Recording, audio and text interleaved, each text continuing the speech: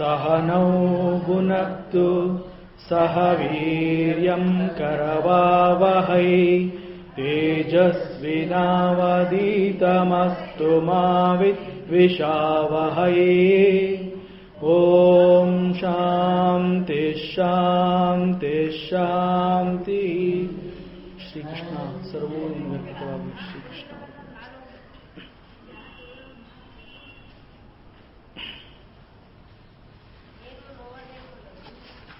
ಭಗವಂತನ ವಾಣಿಯಾದ ಭಗವದ್ಗೀತೆಯ ಆಯ್ದ ಶ್ಲೋಕಗಳ ಮೂಲಕ ಮತ್ತು ಅದರ ಬೆಳಕಲ್ಲಿ ಸಾಧನೆಯ ಹಾದಿನ ಅನುಸರಿಸ್ತಾ ಇರೋ ನಮಗೆ ಇಲ್ಲಿವರೆಗೆ ನಾವು ಶುರು ಮಾಡಿದ ಆ ಶ್ಲೋಕದಿಂದ ಉದ್ಧರೇತ್ ಅನ್ನೋ ಆ ಶ್ಲೋಕದಿಂದ ಶುರು ಮಾಡಿದ್ರೆ ಇಲ್ಲಿವರೆಗೆ ನಮ್ಮ ಬೆಳವಣಿಗೆಗೆ ಮನಸ್ಸಿನ ಪಾತ್ರ ಎಷ್ಟು ದೊಡ್ಡದು ಅನ್ನೋದು ಗೊತ್ತಾಯಿತು. ಮತ್ತು ನಮ್ಮ ಮನಸ್ಸು ಎಂತಹ ಅದ್ಭುತ ಶಕ್ತಿ ಹೊಂದಿದೆ, ಅಂತಹ ಮನಸ್ಸನ್ನ ಪರಮಾತ್ಮ ಕೇವಲ ನಮಗಾಗಿ ಮಾತ್ರ ದಯಪಾಲಿಸಿದ್ದಾನೆ, ಈ ವಿಚಾರ ಎಲ್ಲ ಗೊತ್ತಾಗ್ತಾ ಬಂತು.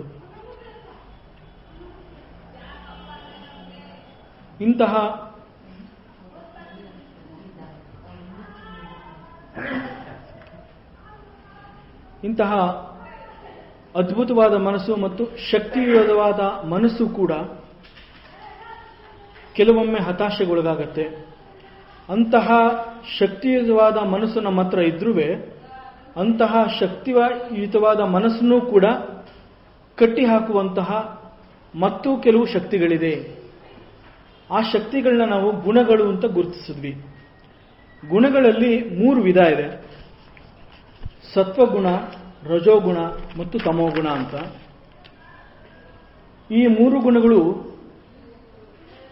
ನಾವು ಹುಟ್ಟುತ್ತಾನೆ ನಮ್ಮ ಜೊತೆ ಬಂದಿರುವಂತಹದ್ದು ಮತ್ತು ಪ್ರಕೃತಿಯಲ್ಲಿ ಅದು ಹುಟ್ಟಿರುವಂತಹದ್ದು ಗುಣಗಳು. ಸೊ ನಾವು ಪ್ರಕೃತಿಗಿಂತ ಹೊರತಲ್ಲ ಅಂತ ಇಲ್ಲಿ ನಮ್ಮನ್ನು ನಾವು ಹೇಳ್ಕೊಂಡು ಪ್ರಕೃತಿನೂ ಯಾತಕ್ಕೆ ಹೇಳ್ತಾ ಇದೀವಿ ಅಂತಂದ್ರೆ ನಾವು ಪ್ರಕೃತಿಗಿಂತ ಬೇರೆ ಅಲ್ಲ ಅನ್ನೋದು ಗೊತ್ತಾಗೋದಕ್ಕೋಸ್ಕರ ಅದನ್ನ ಸೇರಿಸಿದ್ದೀವಿ. ಹಾಗಾಗಿ ನಮ್ಮ ಹುಟ್ಟಿನ ಜೊತೆಗೆ ಬಂದಂತಹ ಆ ಗುಣಗಳು ಮತ್ತು ಪ್ರಕೃತಿಯಲ್ಲೇ ಹುಟ್ಟಿದ ಆ ಗುಣಗಳು ನಮ್ಮ ಈ ಮನಸ್ಸನ್ನ ಬಂಧಿಸುವಂತಹ ಶಕ್ತಿ ಅದಕ್ಕಿದೆ ಅಂತಂದ್ರೆ ಅಂತಹ ಶಕ್ತಿಗಳನ್ನ ಭಗವಂತ ಯಾಕೆ ಪ್ರಕೃತಿನಲ್ಲಿ ಅದನ್ನ ಹುಟ್ಟೋ ಹಾಗೆ ಮಾಡಿದಾನೆ, ಅಥವಾ ನಮ್ಮ ಹುಟ್ಟಿನಲ್ಲಿ ಮನಸ್ಸು ಅನ್ನುವಂತಹ ಅದ್ಭುತವಾದ ಉಪಕರಣ ಕೊಟ್ಬಿಟ್ಟು ಈ ಶಕ್ತಿನೂ ನಮ್ಮ ಜೊತೆಯಲ್ಲಿ, ಈ ಗುಣಗಳು ಕೂಡ ನಮ್ಮ ಜೊತೆಯಲ್ಲಿ ಹುಟ್ಟೋ ಹಾಗೆ ಯಾಕೆ ಮಾಡಿದಾನೆ ಅಂತಂದ್ರೆ ಆ ಗುಣಗಳು ಪ್ರಕೃತಿಗೂ ಬೇಕು ಮತ್ತು ನಮಗೂ ಬೇಕು. ಯಾಕೆ ಅಂತಂದ್ರೆ ಆ ಗುಣಗಳ ಸಹಾಯದಿಂದನೇ ನಾವು ನಮ್ಮ ಬೆಳವಣಿಗೆನ ನಾವು ನೋಡ್ಕೋತಾ ಇರೋದು. ಆ ಗುಣಗಳು ಇಲ್ಲದೆ ಹೋಗಿದ್ದಿದ್ರೆ ನಮ್ಮ ಸಂಪರ್ಕ ಪ್ರಪಂಚದ ಜೊತೆ ಇರ್ತಾ ಇರಲಿಲ್ಲ. ಹಾಗಾಗಿ ಅದು ನಮಗೆ ಅವಶ್ಯಕ. ಅಂತಹ ಅವಶ್ಯಕವಾದ ಗುಣಗಳನ್ನ ನಾವು ಗುರುತಿಸಬೇಕು. ಆ 3 ಗುಣಗಳಲ್ಲಿ ತಮೋಗುಣಕ್ಕಿಂತ ರಜೋಗುಣ ಒಳ್ಳೆಯದು, ರಜೋಗುಣಕ್ಕಿಂತ ಸತ್ವಗುಣ ಒಳ್ಳೆಯದು. ಅಂತಹ ಒಳ್ಳೆಯ ಗುಣವಾದ ಸತ್ವಗುಣ ಕೂಡ ನಮ್ಮನ್ನ ಬಂಧಿಸುತ್ತೆ ಅಂತಂದ್ರೆ ಎಷ್ಟು ಆಶ್ಚರ್ಯ. ಯಾತಕ್ಕೆ ಅದು ಬಂಧಿಸುತ್ತೆ ಅಂತಂದ್ರೆ ಸತ್ವಗುಣ ಎಷ್ಟೇ ಒಳ್ಳೆಯದಾದ್ರೂ ಆ ಸತ್ವಗುಣಗಳಲ್ಲಿ ಅದರ ಪ್ರಭಾವದಿಂದ ನಾವೇನ್ ಮಾಡ್ತೀವಿ, ಹೆಚ್ಚಿನ ಸುಖದ ಆಸಕ್ತಿ ಮತ್ತು ಹೆಚ್ಚಿನ ಜ್ಞಾನದ ಆಸಕ್ತಿಯಿಂದ ಆ ಆಸಕ್ತಿಗೆ ಅಂಟ್ಕೊಂಡು ಅದೇ ಶಾಶ್ವತ ಅಂತ ತಿಳ್ಕೊಂಡ್ಬಿಡ್ತೀವಿ. ನಾವು ಸತ್ವಗುಣನ ನಾವು ಬೆಳೆಸ್ಕೋತಾ ಅದರಲ್ಲಿ ಒಂದು ರೀತಿ ಸುಖ ನೋಡ್ತೀವಿ. ಹೆಚ್ಚು ಹೆಚ್ಚು ಜ್ಞಾನ ಸಂಪಾದನೆ ಮಾಡ್ತಾ ಜ್ಞಾನದ ಅರಿವು ನಮಗೆ ಜಾಸ್ತಿ ಆಗ್ತಾ ನಮ್ಮಲ್ಲಿ ನಮಗೇ ಗೊತ್ತಿಲ್ಲದೆ ಆ ಜ್ಞಾನದ ಅಹಂಕಾರ ಕೂಡ ಬೆಳೀತಾ ಬರುತ್ತೆ. ಹೀಗಾಗಿ ನನಗೆಲ್ಲ ಗೊತ್ತಿದೆ ಮತ್ತು ಸತ್ವಗುಣದ ಪ್ರಭಾವದಿಂದ ಇಂಥ ಸುಖ ನನಗೆ ಸಿಕ್ಕಿದೆ ಅಂತಂದ್ರೆ ಆ ಸುಖದ ಆಸೆಗೆ ಮತ್ತು ಜ್ಞಾನದ ಆಸೆಗೆ ಮತ್ತೆ ಮತ್ತೆ ನಾನು ಅಲ್ಲೇ ನಿಲ್ತೀನಿ, ಅದೇ ಕೆಲಸ ಮಾಡ್ತೀನಿ. ಆ ಸತ್ವಗುಣನ್ನು ಮೀರಿ ನಾನು ಬೆಳಿಬೇಕು. ಹಾಗಾಗಿ ಸತ್ವಗುಣ ಕೂಡ ನಮ್ಮನ್ನ ಬಂಧಿಸತ್ತೆ. ಮತ್ತು ರಜೋಗುಣ ಕೂಡ, ರಜೋಗುಣದ ವಿಶೇಷತೆ ಏನು ಅಂತಂದ್ರೆ ನಾವು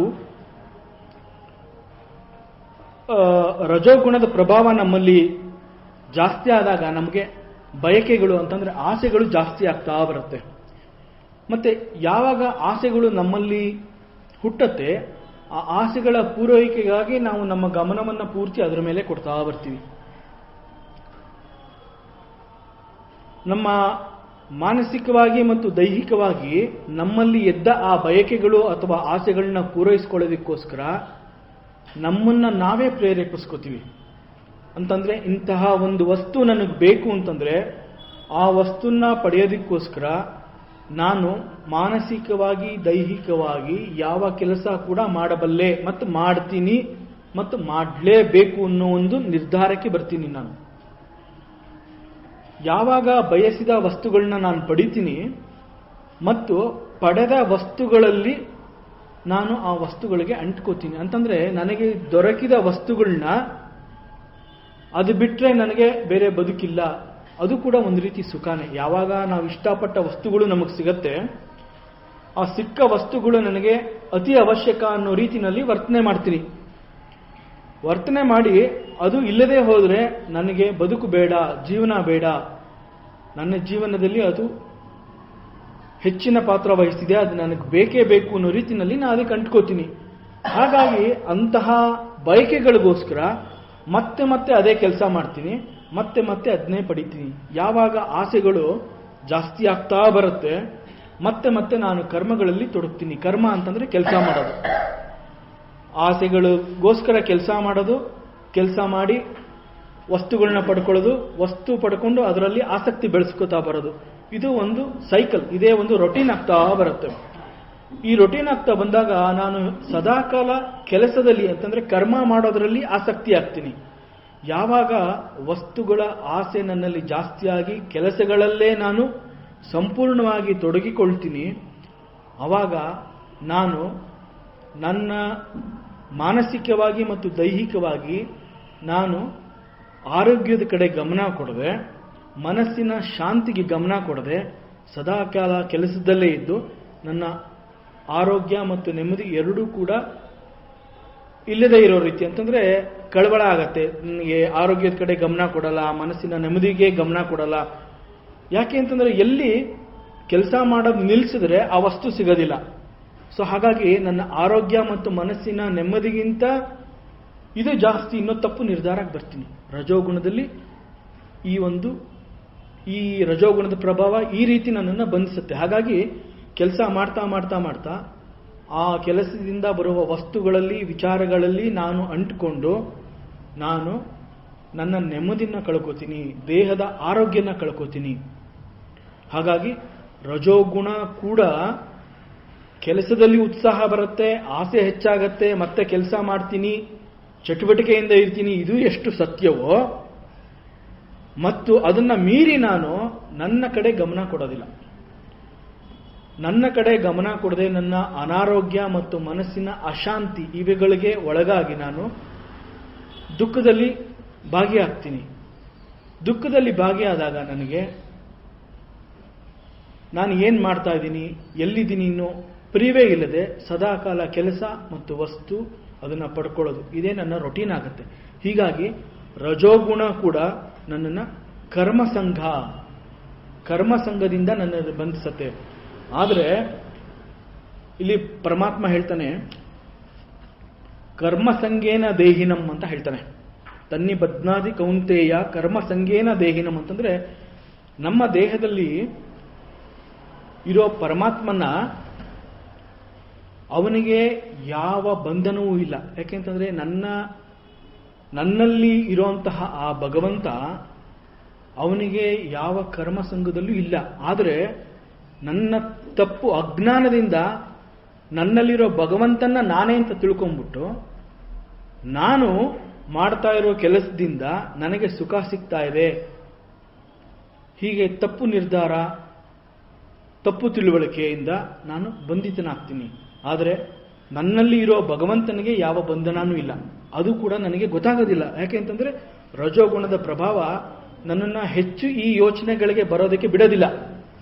ಪ್ರಪಂಚದಲ್ಲಿ ನೋಡಿದ್ದೆಲ್ಲ ನನಗೆ ಬೇಕು, ಎಲ್ಲ ಕೆಲಸಗಳನ್ನ ಮಾಡಬೇಕು, ಅಲ್ಲಿ ಮಾತ್ರ ನನ್ನ ಗಮನ ಇರುತ್ತೆ. ಹೀಗಾಗಿ ರಜೋಗುಣ ಪ್ರಭಾವ ಕೂಡ ಬೇಡ, ಅದರಿಂದಾನು ನೀನು ಮುಂದೆ ಹೋಗು ಅಂತ ಪರಮಾತ್ಮ ಇಲ್ಲಿ ರಜೋಗುಣದ ಬಗ್ಗೆನೂ ಹೇಳ್ತಾನೆ. ಹಾಗಾದ್ರೆ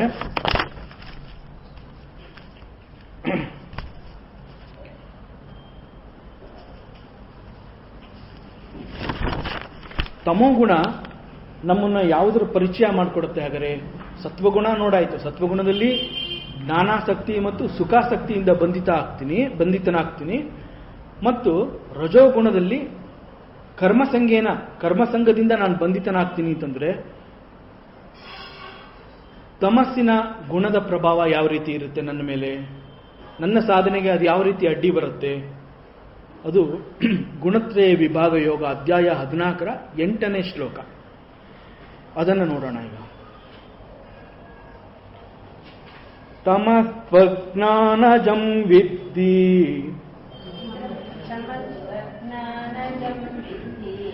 ಮೋಹನಂ ಸರ್ವದೇಹಿನಾಂ ಪ್ರಮಾದಾಲಸ್ಯ ನಿದ್ರಾಭಿಃ ತನ್ನಿಬಧ್ನಾತಿ ಭಾರತ. ತಮಸ್ತ್ವಜ್ಞಾನಜಂ ವಿದ್ಧಿ ಮೋಹನಂ ಸರ್ವದೇಹಿನಾಂ ಪ್ರಮಾದಾಲಸ್ಯ ನಿದ್ರಾಭಿಃ ತನ್ನಿಬಧ್ನಾತಿ ಭಾರತ. ಇಲ್ಲಿ ಭಗವಂತ ಅರ್ಜುನನ್ನ ಭಾರತ, ಎಲೈ ಭರತನೇ, ಭರತ ಶ್ರೇಷ್ಠನೇ, ಭಾರತ ಅಂತಂದ್ರೆ ಅಂತಂದ್ರೆ ಅದು ಪ್ರಭೆ. ಈಗ ನಾವು ಪ್ರಭಾವಳಿ ಅಂತ ಹೇಳ್ಬೇಕಾದ್ರೆ ಭಾ ಅಂತ ಹೇಳ್ತೀವಿ. ಸೂರ್ಯನ ಭಾನುವಾರ, ಭಾನು ಅಂತ ಕರಿತೀವಿ. ಸೊ ಇಲ್ಲಿ ದಟ್ ಇಂಡಿಕೇಟ್ಸ್ ಜ್ಞಾನ, ಬೆಳಕು. ಸೊ ಇಲ್ಲಿ ಅಂತಂದ್ರೆ ಬೆಳಕು, ರಥ ಅಂತಂದ್ರೆ ಅಂತಹ ಬೆಳಕಲ್ಲಿ ಸದಾ ಇರೋನು, ರಚಿಸೋದು, ಸದಾ ಆ ಜ್ಞಾನದಲ್ಲೇ ರಚಿಸೋದು ಅಂತಂದ್ರೆ ಅರ್ಜುನ ನೀನು ತುಂಬಾ ಜ್ಞಾನಿ, ನೀನು ಸದಾ ಜ್ಞಾನದ ಸಂಘದಲ್ಲೇ ಇರುವಂತಹವನು. ನೀನು ಅಂತಹ ನಿನಗೆ ತಮಸ್ಸು ಅನ್ನೋದು ಯಾವ ರೀತಿ ಕಟ್ಟಾಕತ್ತೆ ಅನ್ನೋದನ್ನ ಹೇಳ್ತಾನೆ ಇಲ್ಲಿ. ತಮಸ್ಸು ಎನ್ನುವುದು ಅಜ್ಞಾನದಿಂದ ಇರುವುದು, ಅದು ಎಲ್ಲರನ್ನೂ ಮೋಹಗೊಳಿಸುವುದು, ಅದು ಪ್ರಮಾದ, ಆಲಸ್ಯ, ನಿದ್ರಾ ಇವುಗಳಿಂದ ಕಟ್ಟಿ ಹಾಕತ್ತೆ ಅಂತ ಹೇಳ್ತಾನೆ. ಅದನ್ನ ಡೀಟೇಲ್ ಆಗಿ ತಿಳ್ಕೊಳ್ಳೋಣ. ತಮೋಗುಣ ಅನ್ನೋದು ಅಜ್ಞಾನದಿಂದ ಹುಟ್ಟಿರುವುದು. ಅದೇ ಇಲ್ಲಿ ಹೇಳ್ತಾರೆ, ಅಜ್ಞಾನಜಂ ವಿದ್ಧಿ. ಅಜ್ಞಾನ ವಿದ್ಧಿ ಅಂತಂದ್ರೆ ತಿಳಿದುಕೋ, ಅಜ್ಞಾನಜಂ ಅಂತಂದ್ರೆ ಜನಿಸುದು. ಅಜ್ಞಾನದಿಂದ ಹುಟ್ಟಿರುವಂತಹದ್ದು ಯಾವುದು? ತಮೋಗುಣ. ಈ ತಮೋಗುಣ ಅನ್ನೋದು ಅಜ್ಞಾನದಿಂದ ಹುಟ್ಟಿರೋದ್ರಿಂದ ಅಲ್ಲಿ ಬೆಳಕಿಲ್ಲ ಅಂತಂದ್ರೆ ಜ್ಞಾನ ಇಲ್ಲ ಅಂತ. ಅಲ್ಲಿ ಜ್ಞಾನ ಅನ್ನೋದಿದ್ದಿದ್ರೆ ಅದು ಸತ್ವವಾಗಿರುವುದು. ಯಾವಾಗ ತಮೋಗುಣ ಅನ್ನೋದು ಅಜ್ಞಾನದಿಂದ ಹುಟ್ಟುತ್ತೆ ಅಲ್ಲಿ ನಮಗೆ ಏನೂ ತೋಚೋದಿಲ್ಲ ಅಂತ. ಅಲ್ಲಿ ಕತ್ಲೆ ಇರುತ್ತೆ, ಕಪ್ಪಿರುತ್ತೆ. ಆ ರೀತಿ ಕತ್ಲೆ ಅಂತಂದ್ರೆ ಏನು ಗೊತ್ತಾಗೋದಿಲ್ಲ, ಬೆಳಕಿರೋದಿಲ್ಲ ಅಂತ. ಯಾವಾಗ ತಮೋಗುಣ ಮನುಷ್ಯನ ಬುದ್ಧಿಯನ್ನ ಆವರಿಸುತ್ತೆ ಅವಾಗ ಅವನು ವಿವೇಕ ಕಳ್ಕೋತಾನೆ. ವಿವೇಕ ಕಳ್ಕೊಂಡಾಗ ಅವನಲ್ಲಿ ಯಾವ ಒಂದು ಯೋಚನೆ ಮಾಡೋ ಶಕ್ತಿನೂ ಇರೋದಿಲ್ಲ. ನಿಯಂತ್ರಣ ತಪ್ಪಿದವರು ಯಾವ ರೀತಿ ಇರ್ತಾರೆ ಅಂತಂದ್ರೆ, ನಾನು ಏನ್ ಮಾಡ್ತಾ ಇದ್ದೀನಿ, ಎಲ್ಲಿದ್ದೀನಿ, ಈಗ ಏನ್ ಮಾಡಬೇಕಾಗಿತ್ತು ನಾನು, ಅವುಗಳು ಯಾವ ಪರಿವೇನೋ ಅವನಿಗೆ ಗೊತ್ತಾಗೋದಿಲ್ಲ. ಅದು ತಮೋಗುಣ ಆ ರೀತಿ ಮನುಷ್ಯನ ಮಾಡತ್ತೆ. ಯಾವುದೇ ವಸ್ತು ಅಥವಾ ವಿಚಾರದ ಜ್ಞಾನನ ಸ್ಪಷ್ಟವಾಗಿ ತಿಳಿಯಕ್ಕಾಗೋದಿಲ್ಲ. ಕಣ್ಣೆದುರುಗಡೆ ಕಾಣ್ತಾ ಇದ್ರೂ ಕೂಡ ಅದರ ಗೋಚರತೆ ಅವನಿಗೆ ಗೊತ್ತಾಗೋದಿಲ್ಲ, ಅದು ಅವನಿಗೆ ರೀಚ್ ಆಗೋದಿಲ್ಲ. ಯಾಕೆ ಅಂತಂದ್ರೆ ಅವನಲ್ಲಿ ಅಜ್ಞಾನ ಆ ರೀತಿ ತುಂಬಿರುತ್ತೆ. ಒಂದು ರೀತಿ ಭ್ರಮೆಗೆ ಒಳಪಡ್ತಾನೆ. ತಮೋಗುಣದ ಪ್ರಭಾವ ಜಾಸ್ತಿ ಆದಾಗ ಒಂದು ರೀತಿ ಭ್ರಮೆ ಅಂತಂದ್ರೆ ಅವನಿಗೆ ಏನು ಗೊತ್ತಾಗದೇ ಇದ್ದಾಗ ನಾವೇನ್ ಮಾಡ್ತೀವಿ, ಒಂದು ಮೂಲೆಯಲ್ಲಿ ಹೋಗಿ ಕೂತ್ಬಿಡ್ತೀವಿ. ಯಾಕೆ ಹಿಂಗೆ ಕೂತಿದ್ಯಾ ಅಂತಂದ್ರೆ ನಂಗೆ ಏನೂ ಗೊತ್ತಾಗ್ತಾ ಇಲ್ಲ. ಇದೆಲ್ಲ ನಮ್ಮ ಅನುಭವದಲ್ಲಿ ಬಂದಿದೆ. ಇದು ಸಾಕಷ್ಟು ಸಲ ಇದೆಲ್ಲ ಬಂದಿರುತ್ತೆ.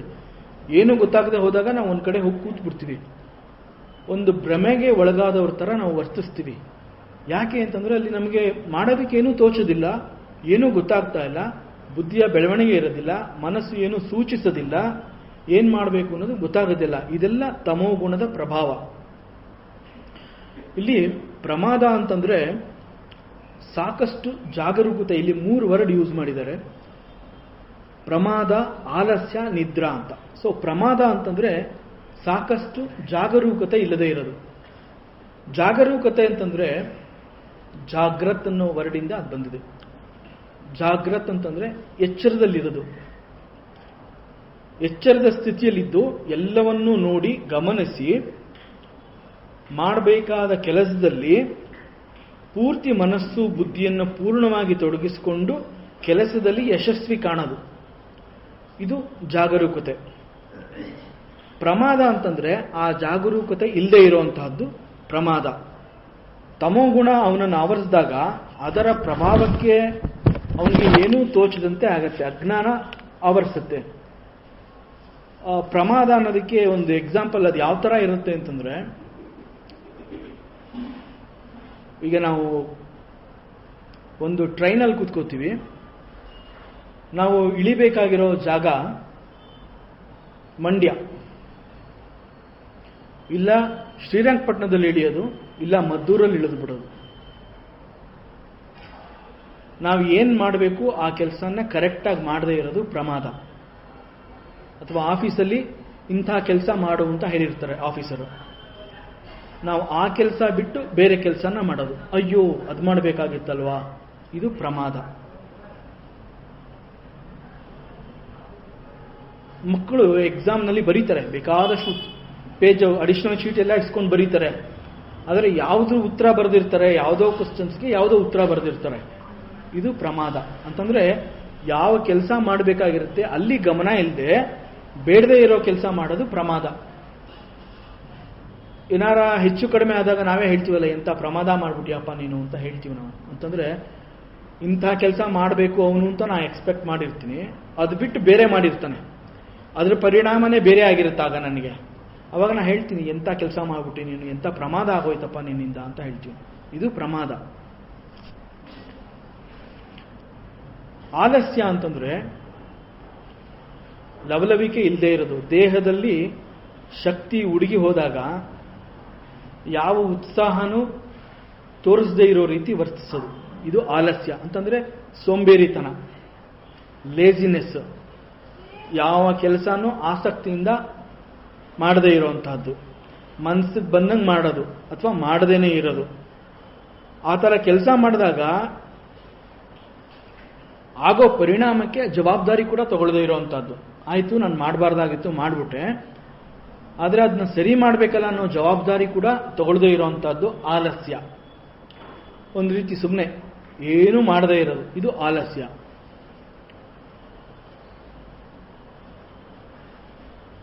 ಯಾವಾಗ ಮಾಡಬೇಕಾಗಿರೋ ಕೆಲಸದಲ್ಲಿ ಗಮನ ಇರೋದಿಲ್ಲ ಮತ್ತು ಆ ಕೆಲಸದಲ್ಲಿ ಉತ್ಸಾಹ ಇರೋದಿಲ್ಲ,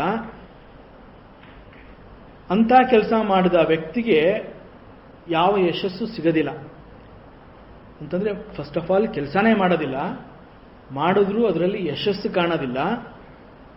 ಕೆಲಸ ಮಾಡದೆ ಒಂದು ಕಡೆ ಜಡವಾಗಿ ಕುಳಿತುಕೊಳ್ಳೋದು, ಬಿದ್ದಿರೋದು, ಏನೂ ಮಾಡೋದಿಲ್ಲ, ಸದಾ ಮೂಲೆಯಲ್ಲಿ ಬಿದ್ದಿರೋದು, ಇದು ಆಲಸ್ಯ.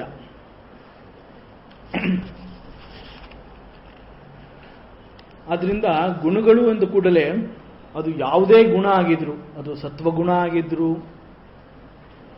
ರಜೋಗುಣ ಆಗಿದ್ರು, ಅದು ತಮೋಗುಣ ಆಗಿದ್ರು, ಅದು ಮನುಷ್ಯನನ್ನ ಬಂಧಿಸುವ ಶಕ್ತಿ ಅದಕ್ಕಿರುತ್ತೆ. ಆದ್ರಿಂದ ಅಂತಹ ಗುಣಗಳಿಗೆ ಅಂಟ್ಕೊಂಡು ಬಂಧನಕ್ಕೆ ಒಳಗಾಗಬೇಡ. ಎಲೆ ಭಾರತ, ಎಲೆ ಅರ್ಜುನನೇ, ಅಂತಹ ನಿರಾಸಕ್ತಿಗೆ ನೀನು ಒಳಗಾಗಬೇಡ. ನಿನ್ನ ಉದ್ದೇಶ ಏನು ಅಂತ ತಿಳ್ಕೋ, ನಿನ್ನಲ್ಲಿ ಈಗ ಆವರಿಸಿರೋದು ಯಾವ ಗುಣ ಅನ್ನೋದು ತಿಳ್ಕೋ, ಎಚ್ಚರ ಮಾಡ್ಕೋ ಅಂತ ಭಗವಂತ ಅರ್ಜುನನಿಗೆ ಹೇಳಿ, ಈ ಮೂರು ಗುಣಗಳನ್ನ ಮೀರಿ ನೀನು ನಡಿಬೇಕು, ಯಶಸ್ಸು ನಿನ್ನದಾಗಬೇಕು ಅನ್ನೋದಂದ್ರೆ, ಈ ಯುದ್ಧದಲ್ಲಿ ನೀನು ಗೆಲ್ಲಬೇಕು ಅಂತಂದ್ರೆ, ಧರ್ಮರಕ್ಷಣೆ ನೀನು ಮಾಡಬೇಕು ಅಂತಂದ್ರೆ, ನೀನೊಬ್ಬ ನಿಜ ಕ್ಷತ್ರಿಯ ಅಂತ ಅನ್ನಿಸ್ಕೋಬೇಕು ಅಂತಂದ್ರೆ, ಈ ಗುಣಗಳ ಪ್ರಭಾವಕ್ಕೆ ಒಳಗಾಗಬೇಡ. ಸತ್ವಗುಣನೂ ನಿನ್ನನ್ನು ಕಟ್ಟಾಕತ್ತೆ, ರಜೋಗುಣನೂ ನಿನ್ನನ್ನು ಬಂಧಿಸುತ್ತೆ, ತಮೋ ಗುಣನೂ ನಿನ್ನನ್ನು ಬಂಧಿಸುತ್ತೆ. ಈ ಮೂರು ಗುಣಗಳನ್ನು ಮೀರಿ ನೀನು ನಡಿ. ನಿಸ್ತ್ರೈಗುಣ್ಯೋ ಭವ ಅರ್ಜುನ ಅಂತ ಹೇಳ್ತಾನೆ. ಈ ಮೂರು ಗುಣಗಳನ್ನು ಮೀರಿ ನೀನು ಮುಂದೆ ಹೋಗಬೇಕು. ಗುಣಗಳಿಗೆ ಅಂಟ್ಕೋಬೇಡ, ಗುಣಗಳಿಗೆ ದಾಸನಾಗಬೇಡ. ಗುಣಗಳನ್ನ ಗುರುತಿಸಿ ಆ ಗುಣಗಳನ್ನ ನಿನ್ನ ಬೆಳವಣಿಗೆಗೆ ಯೂಸ್ ಮಾಡ್ಕೋ. ಸತ್ವಗುಣ ಅಂತಂದ್ರೆ ಏನು ಅನ್ನೋದು ತಿಳ್ಕೋಬೇಕು. ಅದು ತಿಳ್ಕೊಂಡಾಗ ಅದು ಯಾವ ರೀತಿ ನನ್ನ ಜೀವನದಲ್ಲಿ, ನನ್ನ ಏಳಿಗೆಗೆ ಅದು ಯಾವ ರೀತಿ ಸಹಕಾರಿಯಾಗತ್ತೆ, ಆ ಥರ ಮಾತ್ರ ಅದನ್ನು ಯೂಸ್ ಮಾಡ್ಕೋ. ಅದು ಬಿಟ್ಟು ಅದಕ್ಕೆ ಅಂಟ್ಕೋಬೇಡ. ರಜೋಗುಣದಲ್ಲಿ ನೀನು ಕೆಲಸ ಮಾಡಬೇಕು, ಅದರ ಪ್ರಭಾವಕ್ಕೆ ಒಳಗಾದಾಗ ನಿನಗೆ ಉತ್ಸಾಹ ಇರುತ್ತೆ, ಕೆಲಸ ಮಾಡು, ಸಾಕಷ್ಟು ಕೆಲಸ ಮಾಡು, ಯಶಸ್ಸು ತಗೋ, ಆದರೆ ಅದಕ್ಕೆ ಅಂಟ್ಕೋಬೇಡ, ಅದನ್ನು ಮೀರಿ ನಡಿ. ತಮೋಗುಣನೂ ಅಷ್ಟೇ, ಅದು ಒಂದು ರೀತಿ ತಮೋ ಗುಣದಲ್ಲಿ ಆ ತಮಸ್ಸು ಅನ್ನೋದು ನಮ್ಮಲ್ಲಿ ಒಂದು ಸ್ವಲ್ಪ ಮಟ್ಟಿಗೆ ಇರಬೇಕಾಗತ್ತೆ. ಅದಿಲ್ಲದೆ ಹೋದರೆ ನಿದ್ದೆ ಕೂಡ ನಮಗೆ ಬರೋದಿಲ್ಲ. ಸೊ ತಮೋಗುಣ ನಮಗೆ ಯಾವುದಕ್ಕೆ ಬೇಕು ಅಂತಂದರೆ ಅದ್ಭುತವಾದ ನಿದ್ದೆ ಮಾಡೋದಕ್ಕೆ ಮಾತ್ರ ಅದನ್ನ ಉಪಯೋಗಿಸ್ಕೋಬೇಕು. ಹಾಗಾಗಿ ಈ ಗುಣ ನನಗೆ ಬೇಡ ಅಂತ ಹೇಳೋ ಹಾಗೆ ಇಲ್ಲ. ಈ 3 ಗುಣಗಳನ್ನ ನನ್ನನ್ನು ಬಂಧಿಸುವಂತಹ ಶಕ್ತಿ ಅದಕ್ಕಿದ್ರೂ ಆ ಗುಣಗಳು ಬೇಕು. ನನ್ನ ಏಳಿಗೆಗೆ, ನನ್ನ ಸಾಧನೆಗೆ ಅವು ಬೇಕು. ಎಷ್ಟರ ಮಟ್ಟಿಗೆ ಅದನ್ನು ನಾನು ಯೂಸ್ ಮಾಡಿಕೊಂಡು ಅದಕ್ಕೆ ಅಂಟ್ಕೊಳ್ಳದೆ ನಾನು ಈಚೆ ಬರಬೇಕು. ಆ ರೀತಿ ನೀನು ಆ ಗುಣಗಳನ್ನ ಮೀರಿ ನಡಿ ಅಂತ ಹೇಳ್ತಾನೆ. ಯಾವುದಕ್ಕೂ ಅಂಟ್ಕೋಬೇಡ ಅಂತ ಹೇಳ್ತಾನೆ. ಯಾವುದಕ್ಕೂ ಅಂಟ್ಕೋಬೇಡ, ಯಾರಿಗೂ ಅಂಟ್ಕೋಬೇಡ. ಅದು ಯಾವುದು ಶಾಶ್ವತ ಅಲ್ಲ. ಶಾಶ್ವತವಾಗಿರೋ ನಿಜ ಜ್ಞಾನಕ್ಕೆ ನೀನು ಮುನ್ನುಗ್ಗು, ಆವಾಗ ನಿನಗೆ ಯಶಸ್ಸು ಸಿಗತ್ತೆ ಅಂತ ಹೇಳ್ತಾನೆ. ಇಲ್ಲಿ ಪರಮಾತ್ಮ ಈ ಶ್ಲೋಕದಲ್ಲಿ ಪ್ರಮಾದ, ಆಲಸ್ಯ, ನಿದ್ರಾ ಅನ್ನೋ 3 ವರ್ಣನ ತುಂಬ ಅದ್ಭುತವಾಗಿ ಈ ಶ್ಲೋಕಕ್ಕೆ ಎಷ್ಟು ಮಟ್ಟಿಗೆ ಹೇಳಿದ್ದಾನೆ ಅಂತಂದ್ರೆ, ಆಲಸ್ಯ ಅಂತಂದ್ರೆ ಲೇಜಿನೆಸ್, ಸೋಮಾರಿತನ. ಇದು ರಜೋಗುಣದ ವಿರೋಧಿ ಆಲಸ್ಯ ಅನ್ನೋದು. ಯಾತಕ್ಕೆ ರಜೋಗುಣದ ವಿರೋಧಿ ಅಂತಂದ್ರೆ, ಆಲಸ್ಯ ಅನ್ನೋದು ತಮೋಗುಣದ ಲಕ್ಷಣ. ರಜೋಗುಣದಲ್ಲಿ ಆಲಸ್ಯ ಇರೋದಿಲ್ಲ. ಅವನು ಬಯಕೆಗಳಿಗೆ ಆಸೆ ಪಟ್ಟರೆ ಸದಾ ಕೆಲಸ ಮಾಡ್ತಾ ಇರ್ತಾನೆ. ತಮೋ ಗುಣದಲ್ಲಿ ಆಲಸ್ಯ ಜಾಸ್ತಿ ಇರೋದ್ರಿಂದ ಅವನು ಹೇಳೋದೇ ಇಲ್ಲ. ಅವನು ಆಸೆನೂ ಪಡೋದಿಲ್ಲ, ಹೇಳೋದು ಇಲ್ಲ. ಹಾಗಾಗಿ ಈ ಆಲಸ್ಯ ಅನ್ನೋದು, ಸೋಮಾರಿತನ ಅನ್ನೋದು ರಜೋಗುಣದ ವಿರೋಧಿ. ಇದು ಇವ್ರು ಯಾರು ಸೋಂಬೇರಿಯಾಗಿರ್ತಾರೆ ಅಂತಹವರು ಯಾವ ಕೆಲಸನೂ ಮಾಡೋದಿಲ್ಲ. ರಜೋಗುಣದವರು ಬಯಕೆಗಳು, ಆಸೆಗಳನ್ನ ವ್ಯಕ್ತಪಡಿಸ್ತಾ ಪ್ರಪಂಚದಲ್ಲಿ ಅದನ್ನು ಪಡ್ಕೊಳ್ಳೋದಕ್ಕೆ ಕೆಲಸನಾರು ಮಾಡ್ತಾರೆ. ಆದರೆ ಆಲಸ್ಯ, ಈ ತಮೋಗುಣದವರು ಆ ಕೆಲಸನೂ ಮಾಡೋದಿಲ್ಲ. ಅದರಿಂದ ಈ ಆಲಸ್ಯನ ರಜೋಗುಣದ ವಿರೋಧಿ ಇದು ಅಂತ.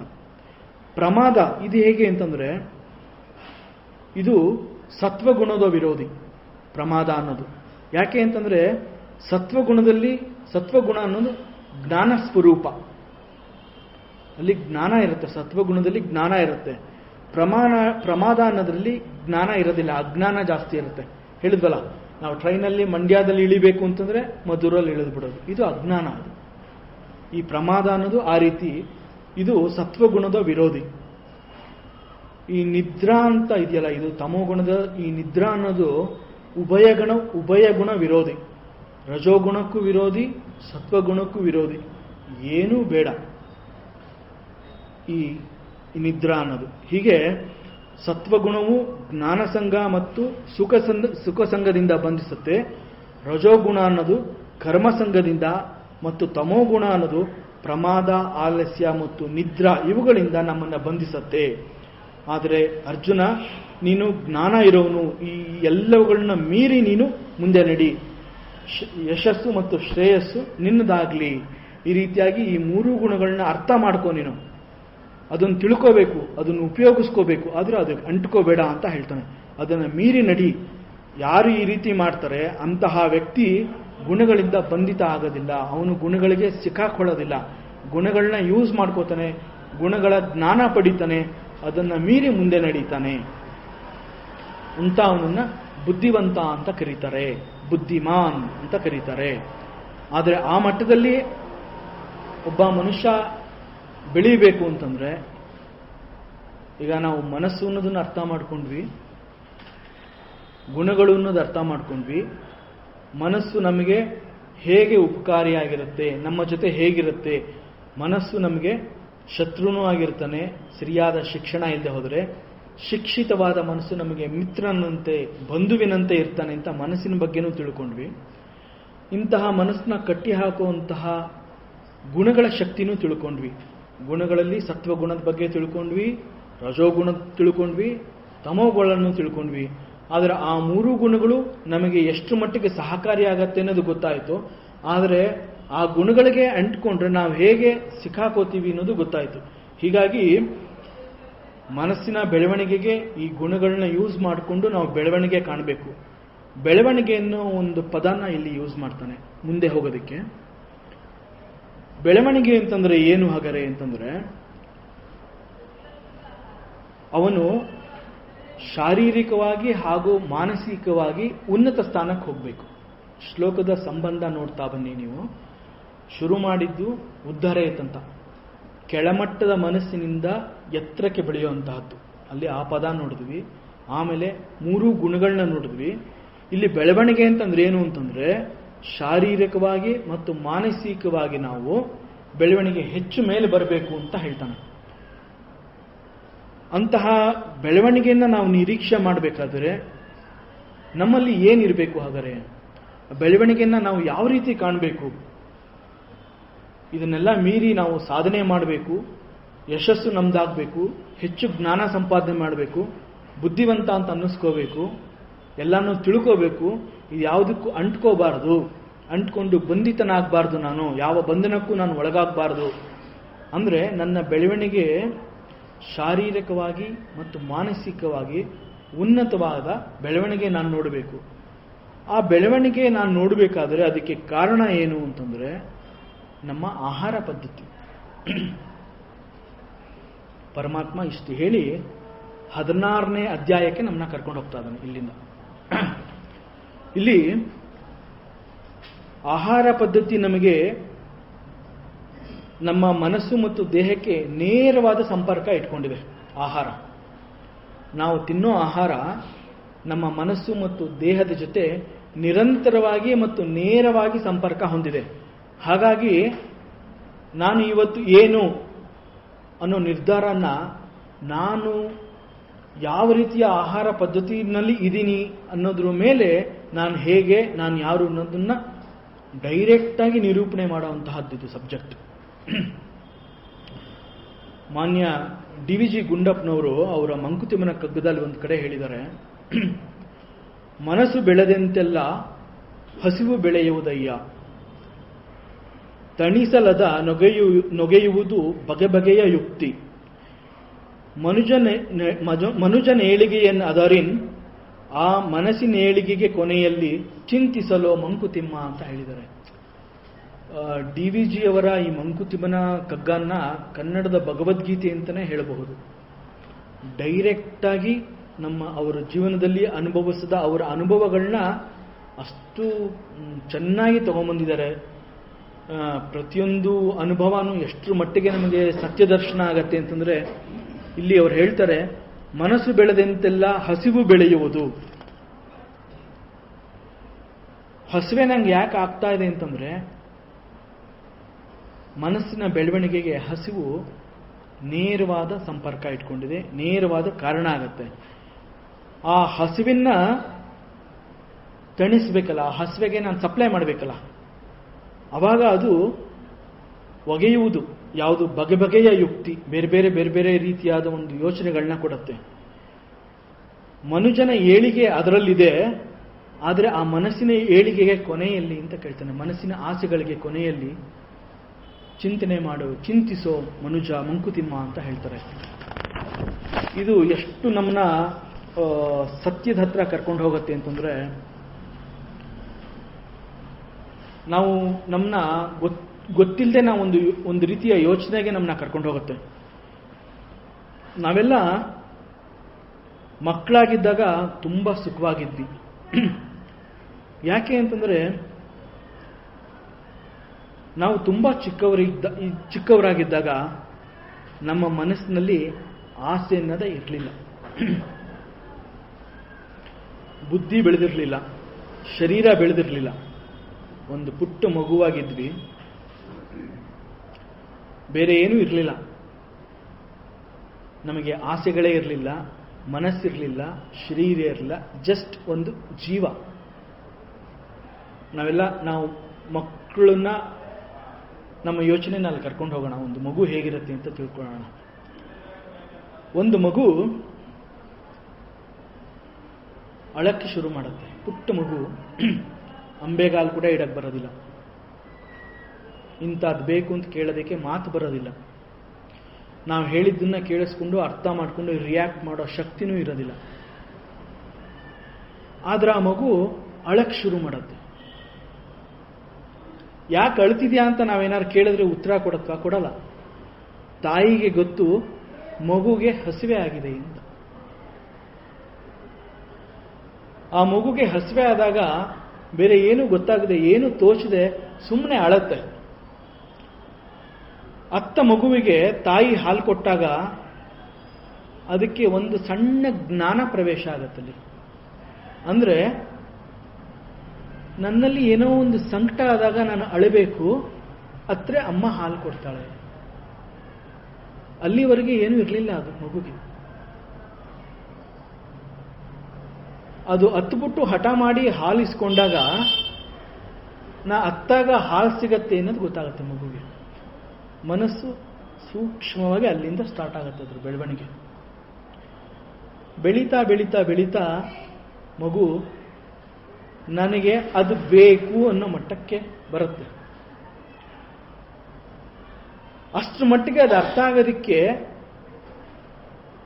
ಒಂದು ಕಡೆ ಮಲಗಿಸಿದ ಮಗುಗೆ ಅಂಬೆಗಾಲು ಇಡಕ್ಕೆ ಬರ್ತಿರ್ಲಿಲ್ಲ, ಹೊರಳಾಡಕ್ಕೆ ಬರ್ತಾ ಇರಲಿಲ್ಲ. ಆ ಮಗು ಹತ್ತು ಹಾಲು ಕೇಳಿ ಹಾಲು ಕುಡಿತಾ ಕುಡಿತಾ ಮೊಗ್ಲಾಗೋದು, ಅಂಬೆಗಾಲಿಡೋದು, ಎದ್ದು ನಿಂತ್ಕೊಳ್ಳೋದು, ಅಮ್ಮ ಅಪ್ಪ ಅಂತ ಕರೆಯೋದು, ಅಜ್ಜಿ ತಾತ ಅಂತ ಕರೆಯೋದು, ಆಮೇಲೆ ಅದು ನನಗೆ ಬೇಕು ಅನ್ನೋದು ಎಲ್ಲಿಂದ ಎಲ್ಲಿವರೆಗೆ ಬಂದಿದೆ.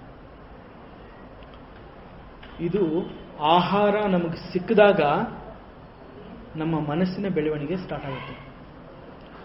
ಮನಸ್ಸಿನ ಬೆಳವಣಿಗೆ ಸ್ಟಾರ್ಟ್ ಆದಾಗ ಬೇಕು ಅನ್ನೋ ಆಸೆ ನಮ್ಮಲ್ಲಿ ಉತ್ಪತ್ತಿ ಆಗುತ್ತೆ. ಆಸೆ ಬೇಕು ಅಂತಂದಾಗ ಅದನ್ನು ಪಡೆಯೋದಿಕ್ಕೆ ದೇಹದಲ್ಲಿ ಶಕ್ತಿನ ನಾವೇ ಉಪಯೋಗಿಸ್ಕೋತೀವಿ. ಇದೇ ಮಗು ಎಕ್ಸಾಂಪಲ್ ತಗೊಂಡಾಗ ಅದರ ಹತ್ತಿರದಲ್ಲಿ ಯಾರೂ ಇಲ್ಲದೆ ಇದ್ದಾಗ ಅದಕ್ಕೆ ಬೇಕು ಅಂತ ಗೊತ್ತಾದಾಗ ನಿಧಾನಕ್ಕೆ ಅಂಬೆಗಾಲಿಡುತ್ತೆ. ನಾವು ಮಗುವಿನ ಬೆಳವಣಿಗೆಯ ಸೂಕ್ಷ್ಮತೆಯನ್ನ ಈ ರೀತಿ ಯಾವತ್ತೂ ಹೋಲಿಸ್ಕೊಂಡಿಲ್ಲ. ಅದಕ್ಕೆ ನಮಗೆ ಗೊತ್ತಾಗೋದಿಲ್ಲ. ಸುಮ್ಮನೆ ಮನೇಲಿ ಮಗು ನೋಡ್ತೀವಿ, ಅದು ಬೆಳೀತಾ ಇರುತ್ತೆ, ಒಂದು ದಿವಸ ಕರ್ಕೊಂಡೋಗಿ ಸ್ಕೂಲಿಗೆ ಸೇರಿಸ್ಬಿಡ್ತೀವಿ. ಆದರೆ ಆ ಬೆಳವಣಿಗೆಗೆ ಏನೆಲ್ಲ ಕಾರಣ ಸ್ವಲ್ಪ ಯೋಚನೆ ಮಾಡಿದ್ರೆ ಹೇಗೆ ಆಸೆಗಳು ಹುಟ್ಟುತ್ತೆ, ಹೇಗೆ ಇಂಥದ್ದು ಬೇಕು ಅಂತ ಹೇಗೆ ಅದಕ್ಕೆ ಗೊತ್ತಾಗುತ್ತೆ. ಎಷ್ಟು ಸೂಕ್ಷ್ಮವಾದ ವಿಚಾರನ DVG ಅವರು ಈ ಶ್ಲೋಕದಲ್ಲಿ, ಈ ಕಗ್ಗದಲ್ಲಿ ತೋರಿಸ್ಕೊಟ್ಟಿದ್ದಾರೆ. ಹಾಗೆ ಮನಸ್ಸು ಬೆಳೆಯೋದಕ್ಕೆ ಆಹಾರ ಸಿಕ್ಕಿದಾಗ ದೇಹದ ಜೊತೆಗೆ ಮನಸ್ಸು ಬೆಳವಣಿಗೆ ಆಗುತ್ತೆ. ಮನಸ್ಸು ಬೆಳೆದಂತೆಲ್ಲ ಬಯಕೆ ಬೆಳೆಯುತ್ತೆ.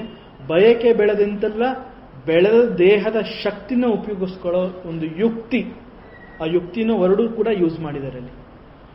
ಅದು ಒಗೆಯುವುದು ಬಗೆ ಬಗೆಯ ಯುಕ್ತಿ.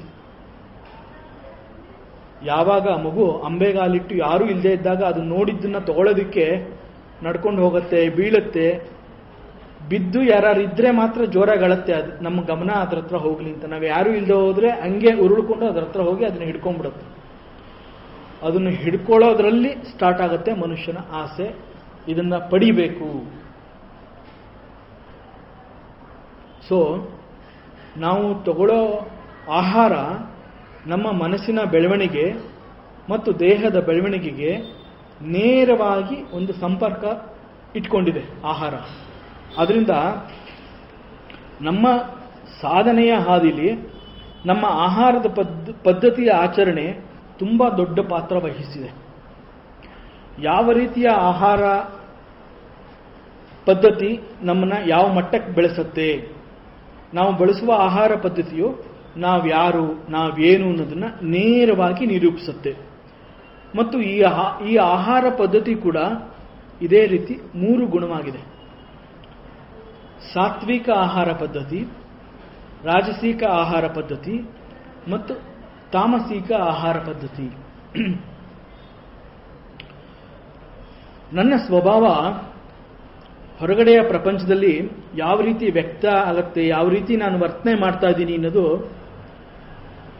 ನಾನು ಯಾವ ರೀತಿ ಆಹಾರ ತಗೊಳ್ತಾ ಇದ್ದೀನಿ ಅನ್ನೋದ್ರ ಮೇಲೆ ನೇರವಾಗಿ ಪರಿಣಾಮ ಬೀಳುತ್ತದೆ. ಇದರಲ್ಲಿ ಯಾವುದೇ ಸಂಶಯ ಇಲ್ಲ. ಇದನ್ನ ನಾವು ಟೆಸ್ಟ್ ಮಾಡ್ಬೋದು. ನಮ್ಮ ನಡವಳಿಕೆಗಳನ್ನ ನಾವು ಇಚ್ಛಿಸಿದಲ್ಲಿ ಈ ಥರ ನನ್ನ ನಡವಳಿಕೆ ಇದೆ. ನಮಗೆ ಕೆಲವು ಸಲ ಏನೋ ಮಾಡಕ್ಕೆ ಹೋಗಿ ಏನೋ ಆದಾಗ ನಮಗೆ ಒಂದು ಜ್ಞಾನ ಸಿಗುತ್ತೆ. ಓ, ನಾ ಹಿಂಗೆ ಮಾಡಬಾರ್ದಾಗಿತ್ತು, ನನ್ನ ಕೋಪದ ನಡವಳಿಕೆ ಇವತ್ತು ಈ ರೀತಿ ನನ್ನನ್ನು ಸಿಕ್ಕಾಕಿಸ್ಬಿಡ್ತು, ನಾನು ಬದಲಾಯಿಸ್ಕೋಬೇಕು, ನನ್ನ ನಡವಳಿಕೆ, ನನ್ನ ಸ್ವಭಾವನ ನಾನು ಚೇಂಜ್ ಮಾಡ್ಕೋಬೇಕು. ಅನ್ನೋದು ನಮಗೆ ಗೊತ್ತಾಗುತ್ತೆ. ಸೊ ನಮ್ಮ ನಡವಳಿಕೆಗಳನ್ನ ನಾನು ಚೇಂಜ್ ಮಾಡ್ಕೋಬಹುದು ಅಂತ ನನಗೆ ಇಚ್ಛೆ ಆದಲ್ಲಿ ನನ್ನ ಆಹಾರ ಪದ್ಧತಿಯನ್ನು ನಾನು ಬದಲಾಯಿಸಿಕೊಳ್ಳೋ ಪ್ರಯತ್ನ ಪಡಬಹುದು. ಪ್ರತಿಯೊಂದಕ್ಕೂ ಇದು ನನ್ನ ಕರ್ಮ ಅಂತ ನಾವು ಬಿಡಬಾರ್ದು. ಹುಟ್ಟಿನಿಂದನೇ ನಾ ಎಲ್ಲ ತಗೊಂಬಂದ್ರೂ ಅದನ್ನ ಬದಲಾಯಿಸ್ಕೊಳ್ಳೋ ಶಕ್ತಿನೂ ಪರಮಾತ್ಮ ನಮಗೆ ಕೊಟ್ಟಿದ್ದಾನೆ. ನಾನು ಹುಟ್ಟತಾನೆ ಎಲ್ಲ ಡಿಸೈಡ್ ಆಗೋಗಿದೆ, ನನ್ನ ಹಣೆಯಲ್ಲಿ ಬರ್ದಿದೆ ಅಂತ ನಾನು ಕೂತ್ರೆ ನಾನು ಏನೂ ಮಾಡೋಕ್ಕಾಗೋದಿಲ್ಲ. ಇಂತಹದ್ದಿದೆ, ಅದನ್ನ ಚೇಂಜ್ ಮಾಡ್ಕೊಳ್ಳೋ ಶಕ್ತಿನೂ ನಿನಗೆ ಕೊಟ್ಟಿದ್ದೀನಿ ಅಂತ ಭಗವಂತ ಅಲ್ಲಲ್ಲಿ ಎಚ್ಚರಿಕೆ ಕೊಡ್ತಾ ಬರ್ತಾನೆ. ಹಾಗಾಗಿ ನಮ್ಮ ನಡವಳಿಕೆಗಳನ್ನ ನಾವು ಇಷ್ಟಪಟ್ಟಲ್ಲಿ ಬದಲಾಯಿಸ್ಕೊಳ್ಬಹುದು ಅನ್ನೋ ಒಂದು ಸಣ್ಣ ಸೂಕ್ಷ್ಮ ವಿಚಾರ ಕೂಡ ಈ ನಮ್ಮ ಆಹಾರ ಪದ್ಧತಿಯ ಬದಲಾವಣೆಯಿಂದ ತಿಳಿಯುತ್ತೆ. ಸಾಮಾನ್ಯವಾಗಿ ನಾವು ದಿನಕ್ಕೆ 3 ಬಾರಿ ದೇವ್ರ ಪೂಜೆ ಮಾಡಲ್ಲ, ದೇವ್ರ ಧ್ಯಾನ ಮಾಡಲ್ಲ, ಜಪ ಮಾಡಲ್ಲ. ಯಾಕೆ ನಾವು ಆ ಥರ ಬೆಳವಣಿಗೆ ನಾವು ಆ ಥರ ನಡ್ಸ್ಕೊಂಡು ಬಂದಿಲ್ಲ. ಆದರೆ ಯಾರೂ ಹೇಳ್ಕೊಡದೆ ಹಸುವೆ ಆಸೆ ಅನ್ನೋದಕ್ಕೆ ದಿನಕ್ಕೆ 3 ಸಲ ತಿಂತೀವಿ. ಯಾರೂ ಹೇಳ್ಕೊಡೋದಿಲ್ಲ ಇದನ್ನ. ಬೆಳಗ್ಗೆ 9:30 10 ಗಂಟೆ ಆದ ತಕ್ಷಣ ತಿಂಡಿ ಬೇಕು, ಮಧ್ಯಾಹ್ನ 1 ಗಂಟೆಗೆ ಊಟ ಬೇಕು, ರಾತ್ರಿ ಊಟ ಬೇಕು. ಭಗವಂತನ ಪೂಜೆ ಅಥವಾ ಧ್ಯಾನ ಜಪ ತಪ ಈ ಥರದ್ದನ್ನ ನಾವು 3 ಸಲ ಮಾಡೋಣ, ಹಾಗಾದ್ರೆ ನಮ್ಮ ಗಮನ ಅದಕ್ಕೆ ಹೋಗಿಲ್ಲ. ಆಹಾರದ ಕಡೆ ಮಾತ್ರ ನಮ್ಮ ಗಮನ ಹೋಗಿದೆ. ಸೊ ಹಾಗಾಗಿ ಆಹಾರದ ಕಡೆ ಗಮನ ಹೋದಾಗ ನಾನು ಈ ರೀತಿ ಅಂತ ನನಗೆ ಗೊತ್ತಾಗತ್ತೆ ಅಂತಂದ್ರೆ ಅದನ್ನ ಬದಲಾಯಿಸ್ಕೊಳ್ಳೋ ಶಕ್ತಿ ಕೂಡ ನನ್ನಲ್ಲೇ ಇದೆ ಅಂತ ತಿಳ್ಕೋಬಹುದು. ಸ್ವಲ್ಪ ಎಚ್ಚರ ವಹಿಸಿದ್ರೆ ನಮ್ಮ ಬದುಕಿನಲ್ಲಿ ಈ ಅತಿ ಎತ್ತರನ ನಾವು ತಲುಪಬಹುದು. ಚಾಂದೋಕ್ಯ ಉಪನಿಷತ್ತಿನಲ್ಲಿ ಈ ಆಹಾರದ ವಿಚಾರವಾಗಿ ಒಂದು ಕಡೆ ಬರುತ್ತೆ. ನಾವು ತೆಗೆದುಕೊಳ್ಳುವ ಆಹಾರದಲ್ಲಿ ಒಂದು ಸೂಕ್ಷ್ಮ ಪ್ರಮಾಣ ನೇರವಾಗಿ ಮನಸ್ಸಿಗೆ ತಲುಪುತ್ತೆ, ಮನಸ್ಸಿನ ಬೆಳವಣಿಗೆಗೆ ಸಹಕಾರಿಯಾಗುತ್ತೆ. ಮನಸ್ಸಿಗೆ ತಲುಪುವಂತಹದ್ದು ಸೂಕ್ಷ್ಮ ಪ್ರಮಾಣ. ಅದೇ ಆಹಾರದ ಸ್ಥೂಲ ಭಾಗ ನಮ್ಮ ದೇಹದ ಬೆಳವಣಿಗೆಗೆ ಹೋಗುತ್ತೆ. ಸೂಕ್ಷ್ಮವೂ ಅಲ್ಲದ್ದು, ಸ್ಥೂಲವೂ ಅಲ್ಲದ್ದು. ಕೆಲವು ಬೇಡದ ಆಹಾರಗಳು ಆ ಆಹಾರದ ಜೊತೆನೇ ಇರುತ್ತೆ. ಅದು ಮಲಮೂತ್ರವಾಗಿ ನಮ್ಮಿಂದ ಈಚೆ ಬರುತ್ತೆ. ಹೀಗಾಗಿ ನಮ್ಮ ಆಹಾರದಲ್ಲಿ ಒಂದು ಭಾಗ ಸೂಕ್ಷ್ಮವಾಗಿ ಮನಸ್ಸನ್ನು ತಲುಪುತ್ತೆ, ಸ್ಥೂಲ ಭಾಗ ದೇಹದ ಬೆಳವಣಿಗೆಗೆ ಸಹಕಾರಿಯಾಗತ್ತೆ. ಬೇಡದ ಆಹಾರ ಮಲಮೂತ್ರವಾಗಿ ನಮ್ಮಿಂದ ಈಚೆ ಬರುತ್ತೆ. ಬರೀ ಮಲಮೂತ್ರ ಮಾತ್ರ ಅಲ್ಲ, ನಾವು ತಿಂದಿದ್ದು ಸ್ವಲ್ಪ ಹೆಚ್ಚು ಕಡಿಮೆ ಆದರೆ ವಾಮಿಟ್ ಕೂಡ ಆಗುತ್ತೆ.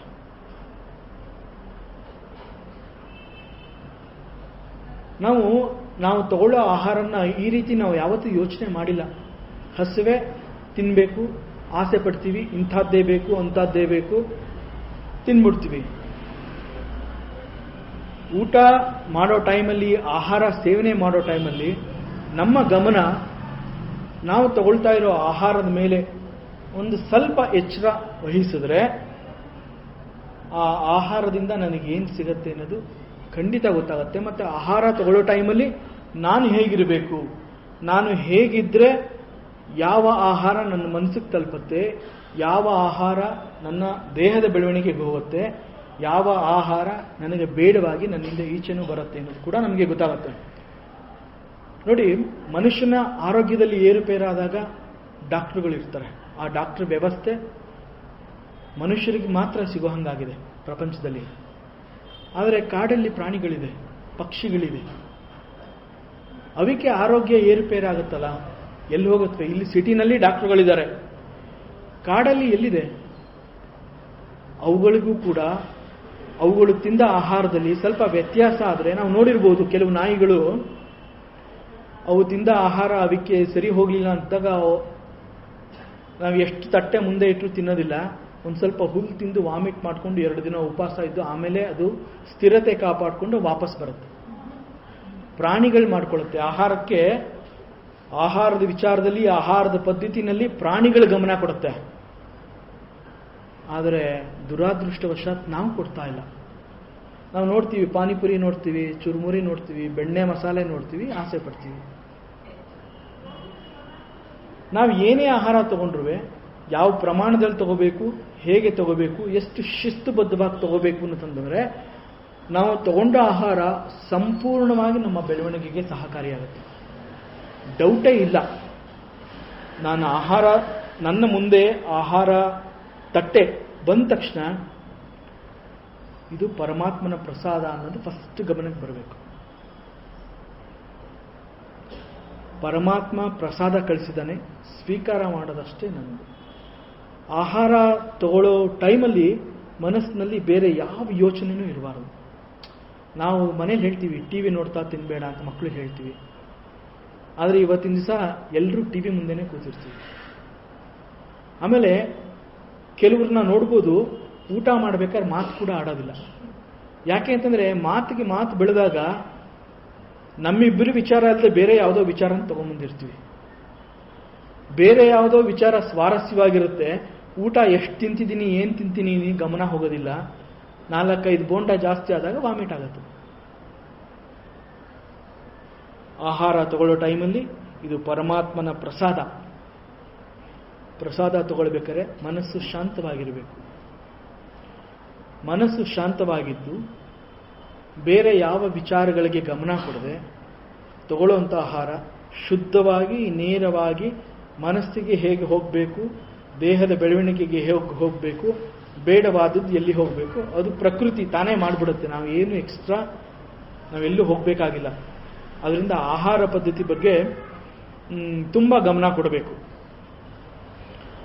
ಈಗ ಒಂದು ಅದ್ಭುತವಾದ ಬಿಲ್ಡಿಂಗ್, ಒಂದು ಮನೆ, ಇಂಥದ್ದನ್ನು ನಾವು ಕಟ್ಟಬೇಕಾದ್ರೆ ಅದಕ್ಕೆ ನಮ್ಮ ಮನೆ ಹೀಗಿರಬೇಕು, ನಮ್ಮ ಬಿಲ್ಡಿಂಗು, ನಮ್ಮ ಆಫೀಸ್ ಹೀಗಿರಬೇಕು ಅಂತಂದರೆ ನಾವೆಲ್ಲ ಪ್ಲ್ಯಾನ್ ಮಾಡ್ತೀವಿ. ಅದ್ಭುತವಾದ ಭವ್ಯವಾದ ಮಂದಿರ ಇಲ್ಲಿ ನಿರ್ಮಾಣ ಆಗಬೇಕು. ಒಂದು ದೇವಸ್ಥಾನ ಇರ್ಬೋದು, ಒಂದು ಮನೆ ಇರ್ಬೋದು, ಒಂದು ಆಫೀಸ್ ಇರ್ಬೋದು. ಒಂದು ಭವ್ಯವಾದ ಮಂದಿರ ಇಲ್ಲಿ ನಿರ್ಮಾಣ ಆಗಬೇಕು ಅಂತಂದರೆ ಆ ಭವ್ಯವಾದ ಮಂದಿರಕ್ಕೆ ಏನೇನು ಬೇಕು ಎಲ್ಲಾನು ಒದಗಿಸ್ತೀವಿ. ದುಡ್ಡು ಕಾಸಿಗೆ ಯೋಚನೆ ಮಾಡೋದಿಲ್ಲ. ಸಿಮೆಂಟು, ಕಬ್ಬಣ, ಮರಳಿಗೆ ಕಾಂಪ್ರಮೈಸ್ ಮಾಡ್ಕೊಳ್ಳೋದಿಲ್ಲ. ಯಾಕೆ? ಅದ್ಭುತವಾದ ಭವನ ಬರಬೇಕು ಅಂತ. ಅದ್ಭುತವಾದ ಮಂದಿರ ನಿರ್ಮಾಣ ಆಗೋದಕ್ಕೆ ನಾವು ಗಮನ ಕೊಡ್ತೀವಿ. ಅದ್ಭುತವಾದ ಮನುಷ್ಯನ ಶರೀರ ಆಗಬೇಕು ಅಂತಂದ್ರೆ ನಾವು ಗಮನ ಕೊಡೋದಿಲ್ಲ. ಸೊ ಇಲ್ಲೂ ಕೂಡ ಅದ್ಭುತವಾದ ಸಾಮಗ್ರಿಗಳೇ ಬೇಕು ನಮಗೆ. ಆ ಸಾಮಗ್ರಿಗಳು ಆಹಾರ ರೂಪದಲ್ಲಿ ನಮಗೆ ಸಿಗ್ತಾ ಇದೆ. ಪರಮಾತ್ಮನ ಪ್ರಸಾದ ಅದು. ಅದನ್ನು ಯಾವ ರೀತಿ ಸ್ವೀಕಾರ ಮಾಡಬೇಕು, ಹೇಗೆ ಮಾಡಬೇಕು ಅನ್ನೋದು ಪರಮಾತ್ಮ 16ನೇ ಅಧ್ಯಾಯದಲ್ಲಿ ಇದನ್ನ ಶ್ರದ್ಧಾತ್ರಯ ವಿಭಾಗ ಯೋಗ ಅಂತ ಕರೀತಾನೆ. ಇದು 17ನೇ ಅಧ್ಯಾಯ, 16 ಅಲ್ಲ, 17ನೇ ಅಧ್ಯಾಯ ಶ್ರದ್ಧಾತ್ರಯ ವಿಭಾಗ ಯೋಗ ಅಂತ. ಅದರಲ್ಲಿ 8ನೇ ಶ್ಲೋಕದಿಂದ ಸ್ಟಾರ್ಟ್ ಆಗುತ್ತೆ. ಒಬ್ಬ ಸಾಧಕನಿಗೆ ಸಾಧನೆಯ ಹಾದಿಯಲ್ಲಿ ಶ್ರದ್ಧೆ, ಇದು ಶ್ರದ್ಧಾತ್ರಯ ವಿಭಾಗ ಯೋಗ ಅಂತ ಯಾಕೆ ಕರೀತಾರೆ ಅನ್ನೋದಕ್ಕೆ ಹೇಳ್ತಾ ಇದ್ದೀನಿ. ಒಬ್ಬ ಸಾಧಕನಿಗೆ ಸಾಧನೆಯ ಹಾದಿಯಲ್ಲಿ ಶ್ರದ್ಧೆ ಅನ್ನೋದು ಎಷ್ಟು ಅವಶ್ಯಕ ಮತ್ತು ಎಷ್ಟು ಮುಖ್ಯ ಅನ್ನೋದಕ್ಕೆ. ಶ್ರದ್ಧೆ ಅಂತಂದ್ರೆ ಗುರು ಹಿರಿಯರ ಮಾತಿನಲ್ಲಿ ನಂಬಿಕೆ ಇಡೋದು, ಶಾಸ್ತ್ರದಲ್ಲಿ ನಂಬಿಕೆ ಇಡೋದು, ಜ್ಞಾನಿಗಳ ವಿಚಾರದಲ್ಲಿ ನಂಬಿಕೆ ಇಡೋದು. ಯಾತಕ್ಕೆ ಅಂತಂದ್ರೆ ಕಾರಣ ಆ ಸಾಧಕರಿಗೆ ವಿಚಾರಗಳು ಗೊತ್ತಿರುತ್ತೆ, ಅವರಿಗೆ ಅನುಭವ ಆಗಿರುತ್ತೆ. ಅವರ ಅನುಭವದ ಮಾರ್ಗದರ್ಶನ ನಮ್ಮನ್ನ ಉನ್ನತ ದಿಕ್ಕಿನಲ್ಲಿ ನೋಡುವಂತೆ ಮಾಡುತ್ತೆ. ಹಾಗಾಗಿ ಈ ಶ್ರದ್ಧೆ ಅನ್ನೋದು ಒಬ್ಬ ಸಾಧಕನಿಗೆ ಇರಲೇಬೇಕಾದ ಗುಣ. ಆ ಶ್ರದ್ಧಾತ್ರಯ ವಿಭಾಗ ಯೋಗದಲ್ಲಿ ಪರಮಾತ್ಮ ಈ ಆಹಾರ ಪದ್ಧತಿಯಲ್ಲಿ ಈ ಶ್ರದ್ಧೆ ಯಾವ ರೀತಿ ಇರುತ್ತೆ, ಇದು ಹೇಗಿರುತ್ತೆ ಅನ್ನೋದನ್ನ ತಿಳಿಸ್ತಾನೆ.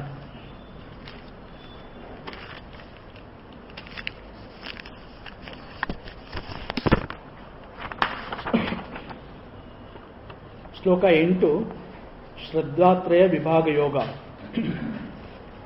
ಆಯುಸ್ಸತ್ವಬಲಾರೋಗ್ಯ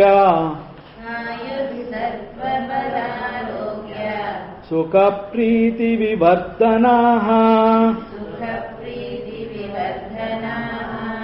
ರಸ್ಯಾ ಸ್ನಿಗ್ಧಾಃ ಸ್ಥಿರಾ ಹೃದ್ಯಾ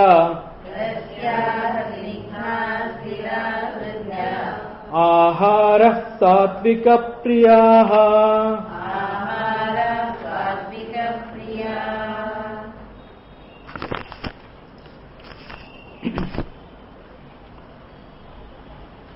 ಸಾತ್ವಿಕ ಮನಸ್ಸಿನ ವ್ಯಕ್ತಿಗಳು ಯಾವ ರೀತಿ ಆಹಾರ ಇಷ್ಟಪಡ್ತಾರೆ, ಯಾಕೆ ಇಷ್ಟಪಡ್ತಾರೆ, ಆ ಆಹಾರದ ವಿಶೇಷತೆ ಏನು ಅನ್ನೋದನ್ನ ಪರಮಾತ್ಮ ಇಲ್ಲಿ ತಿಳಿಸಿಕೊಟ್ಟಿದ್ದಾನೆ. ಸಾತ್ವಿಕ ಮನಸ್ಸಿನ ವ್ಯಕ್ತಿಗಳು ಅವರ ಆಹಾರ ಪದ್ಧತಿ ಯಾವ ರೀತಿ ಇರುತ್ತೆ ಅಂತಂದ್ರೆ ವಿವರ್ಧನಾಹ ಅಂತ ಹೇಳಿದ್ದಾನೆ. ಸುಖಪ್ರೀತಿ ವಿವರ್ಧನಾಹ. ವಿವರ್ಧನ ಅಂತಂದ್ರೆ ಬೆಳವಣಿಗೆ, ವರ್ಧನ ಅಂತ ಹೇಳ್ತೀವಲ್ಲ. ವಿವರ್ಧನ ಅಂತಂದ್ರೆ ಸಮೃದ್ಧಿ. ಸಮೃದ್ಧಿ ಅಂತಂದ್ರೆ ಸಮ್ಯಕ್ ವೃದ್ಧಿ ಸಮೃದ್ಧಿ. ಸಮ್ಯಕ್ ಅಂತಂದ್ರೆ ಸರಿಯಾಗಿ. ಸರಿ ಅಂತಂದ್ರೆ ಏನು ಅಂತಂದ್ರೆ ಹೆಚ್ಚು ಇಲ್ಲ ಕಡಿಮೆನೂ ಇಲ್ಲ, ಸಮ ಪ್ರಮಾಣ, ಸರಿಯಾದ ಪ್ರಮಾಣದಲ್ಲಿ ವೃದ್ಧಿ ಆಗೋದನ್ನ ಇಲ್ಲಿ ವಿವರ್ಧನ ಅಂತ ಹೇಳ್ತಾನೆ. ಸುಖ ಪ್ರೀತಿ ವಿವರ್ಧನ ಅಂತ ಹೇಳ್ತಾನೆ. ಯಾವುದನ್ನೆಲ್ಲ ಅದು ಹೆಚ್ಚು ಮಾಡುತ್ತೆ? ವಿವರ್ಧನ ಅಂತ ಪರಮಾತ್ಮ ಹೇಳಿದನಲ್ಲ, ಈ ಸಾತ್ವಿಕವಾದ ಆಹಾರಗಳು ಯಾವುದನ್ನ ಹೆಚ್ಚು ಮಾಡುತ್ತೆ ಅಂತಂದ್ರೆ ಆಯುಸ್ಸತ್ವ ಬಲಾರೋಗ್ಯ ಅಂತ. ಆಯಸ್ಸು, ಬಲ, ಶಕ್ತಿ, ಆರೋಗ್ಯ, ಸುಖ, ಸಂತೋಷ ಇದನ್ನೆಲ್ಲ ಹೆಚ್ಚು ಮಾಡುತ್ತೆ ಅಂತ ಹೇಳ್ತಾನೆ. ಯಾವ ಆಹಾರಗಳು ಸವಿಯಾಗಿ, ರುಚಿಯಾಗಿ, ಶುಚಿಯಾಗಿ, ಜಿಡ್ಡು, ತುಪ್ಪ ಎಷ್ಟು ಬೇಕೋ ಅಷ್ಟು ಸಾರವಾಗಿ, ಮನೋಹರವಾಗಿ ಇರತಕ್ಕಂಥ ಆಹಾರನ ಸಾತ್ವಿಕ ಪ್ರಿಯರು ಇಷ್ಟಪಡ್ತಾರೆ ಅಂತ ಹೇಳ್ತಾನೆ.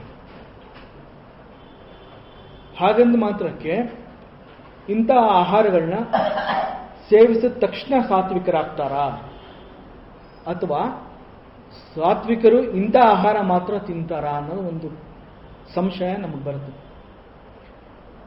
ಈಗ ರುಚಿ ಇರಬೇಕು, ಶುಚಿ ಇರಬೇಕು, ಸ್ವಲ್ಪ ಜಿಡ್ಡು ಇರಬೇಕು, ಸ್ವಲ್ಪ ತುಪ್ಪ ಇರಬೇಕು, ಎಲ್ಲನೂ ಇದೇ ಥರ ಇರಬೇಕು, ಇಂಥದ್ದನ್ನ ಸಾತ್ವಿಕ ಪ್ರಿಯರು ಇಷ್ಟಪಡ್ತಾರೆ, ಇಂತಹದ್ದನ್ನ ತಿನ್ನೋದ್ರಿಂದ ಅವರಲ್ಲಿ ಸಾತ್ವಿಕತೆ ಹೆಚ್ಚಾಗತ್ತೆ ಅಂತ ಹೇಳಿದ್ರೆ, ಹಾಗಾದ್ರೆ ಇದನ್ನು ಸೇವಿಸಿದ ತಕ್ಷಣ ನಾನು ಇವತ್ತಿನವರೆಗೂ ಯಾವುದೋ ಥರ ಇದ್ದವನು ನಾನು ಇಮ್ಮಿಡಿಯೇಟ್ ಆಗಿ ಈ ಕ್ಷಣದಿಂದ ಸಾತ್ವಿಕನಾಗ್ತೀನಾ, ಅಥವಾ ಸಾತ್ವಿಕರಾದವರು ಈ ಆಹಾರ ಬಿಟ್ಟು ಬೇರೆ ಕೊಟ್ಟರೆ ಅವರು ಸೇವಿಸಿದಿಲ್ವಾ ಅನ್ನೋ ಕ್ವಶನ್ ಬರುತ್ತೆ.